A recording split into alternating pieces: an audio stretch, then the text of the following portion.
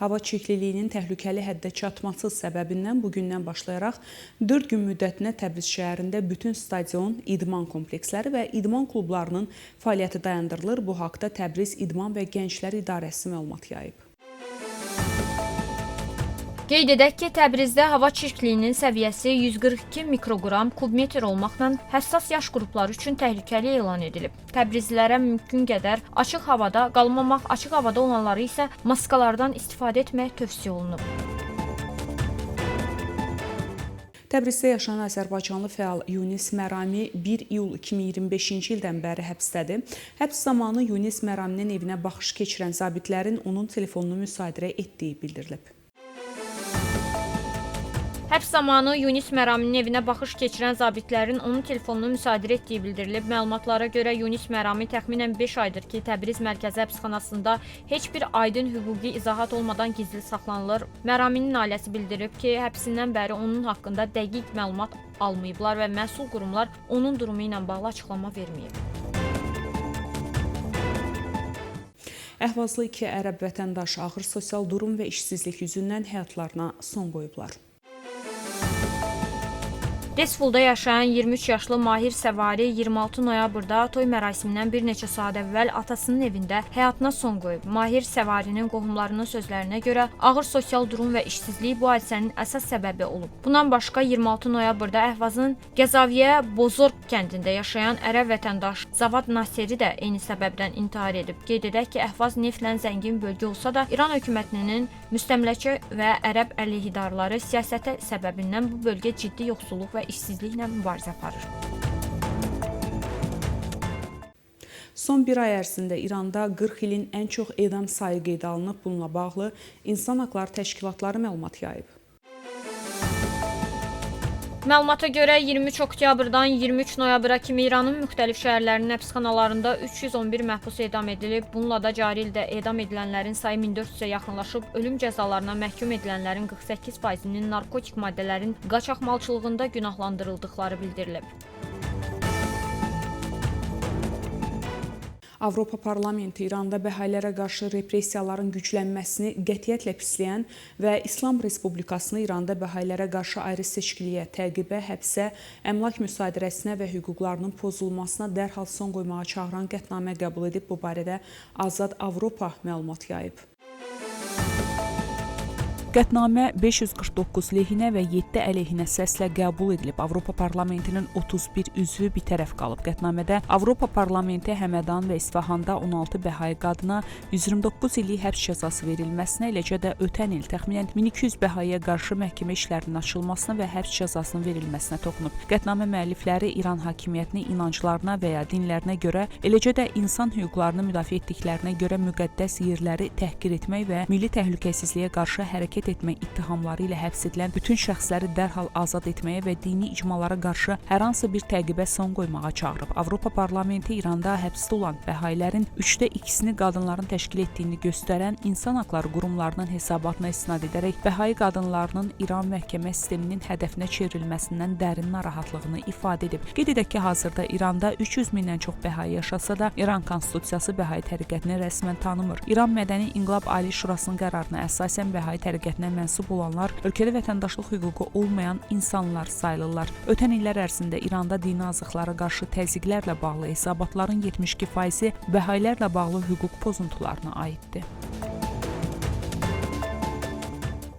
Xəbərlərimiz davam edir. Amerika 12 günlük müharibə zamanı ən müasir hərbi texnikadan istifadə etsə də, İran xalqının müqaviməti qarşısında nəticə əldə edə bilməyib. Bunu İran rəhbəri Əli Xamneyi deyib. Qəzza zolağındakı müharibəyə toxunan Xameneyi qeyd edib ki, bölgədə baş verən soyqırım və onun məsul şəxsləri bütün dünya tərəfindən lənətlənir. O, İsrailin baş naziri dünyanın ən çox nifrət edilən adamı adlandırılıb. Xameneyinin sözlərinə görə Qəzza müharibəsi Vaşinqtonu beynəlxalq arenada indiyə qədər görünməmiş dərəcədə təcrid vəziyyətinə salıb. O, bunun səbəbi kimi Amerikanın İsrailə açıq dəstəyini göstərib. Əli Xameneyi Amerika administrasiyasını müharibə təhrikçisi adlandıraraq İranın bu hökuməti dialoqa layiq tərəfdaş hesab etdiyini vurğulayıb. O, həmçinin Amerikanı Ukraynada müharibənin başlamasına səbəb olmaqda ittiham edib və baş verən münaqişənin əsas günahkarı kimi Vaşinqtonu göstərib. Son bir ildə İran İslam Respublikası Dubaydakı valyuta mübadiləsi məntəqələri, özəl şirkətlər və pul köçürmə şəbəkəsi vasitəsilə Lübnan Hizbullahına 100 milyonlarla dollar neft gəliri vəsaiti köçürüb. Bu barədə The Wall Street Journal məlumat yayıb.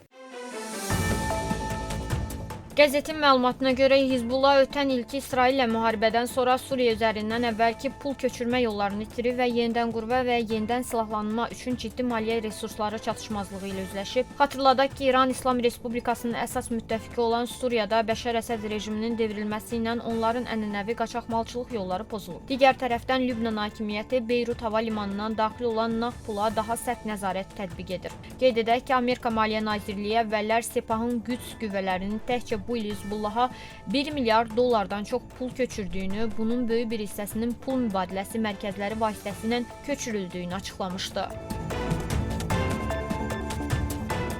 12 günlük İran-İsrail müharibəsi zamanı bəzi qonşu ölkələr İrandan torpaq qoparmağı düşünürdülər. Bunu İran Məsləhət Şurasının üzvü və Sepahın keçmiş komandiri Möhsin Rızayev deyib.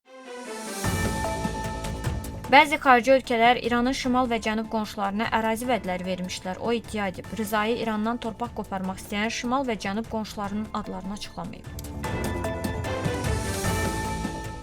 Ottavanın İranla diplomatik münasibətləri bərpa etmək üçün təcili planları yoxdur və Tehranın nüvə silahı əldə etməsinin qarşısını almağa diqqət yetirir. Bunu Kanadanın Xarici İşlər naziri Anita Anand deyib. Xarici İşlər Naziri Kanadanın İnsan Haqları Gündəliyinin ölkə diplomatiyasının bir hissəsi olaraq qaldığını vurğulayıb. Kanadalı senator Peter Harder isə bildirib ki, 2012-ci ildə əlaqələrin kəsilməsi Kanadanın İranla bağlı kəşfiyyat məlumatı toplamaq imkanlarını məhdudlaşdırıb. Ukraynanın paytaxtı Kiyev şəhərinin meri və boks üzrə keçmiş dünya çempionu Vitali Klitschko edama məhkum edilmiş İranlı boksçu Məhəmməd Cavad və Faiz Saninin müdafiəsi üçün dünya idmançıları tərəfindən başladılan kampaniyaya qoşulub. Bu barədə İnsan Haqları Təşkilatları məlumat yayıb. Klitschko yaydığı məktubda İranlı boksçunun barəsində çıxarılan edam hökmünün ləğv edilməsinə çağırıb. Qeyd edək ki, tanınmış boksçu Məhəmməd Cavad və Faiz Sani 2019-cu ilin etiraz eyləmlərində saxlanılıb və bir neçə ağır ittihama görə edam cəzasına məhkum edilib. Buraxılışımız davam edir. Prezidentin köməkçisi, Prezident Administrasiyasının Xarici Siyasət Məsələləri şöbəsinin müdiri Hikmət Hacıyev Avropa İttifaqının rəsmi şəxsləri ilə görüşüb. Bu barədə Hikmət Hacıyev X hesabında paylaşım edib. Mən Avropa İttifaqından olan həmkarlarımla Azərbaycan və Avropa İttifaqı arasında münasibətlərdə son vaxtlar müşahidə olunan müsbət dinamikanı müzakirə etməkdən məmnun oldum. Biz iki tərəfli gündəliyin geniş spektrini və Azərbaycan-Avropa İttifaqı tərəfdaşlığının daha da gücləndirilməsi perspektivləri ətrafında fikir mübadiləsi apardıq. Hikmət Hacıyev yazıb. Fələstinin Azərbaycandakı səfirliyi Fələstin xalqı ilə beynəlxalq həmrəylik günü münasibətilə bəyanat yayıb. Bəyanatda səfirlik Azərbaycan Respublikasına Fələstinlə bağlı beynəlxalq platformalarda nümayiş etdirdiyi möhkəm və ardıcıl mövqeyə görə dərin minnətdarlığını bildirib.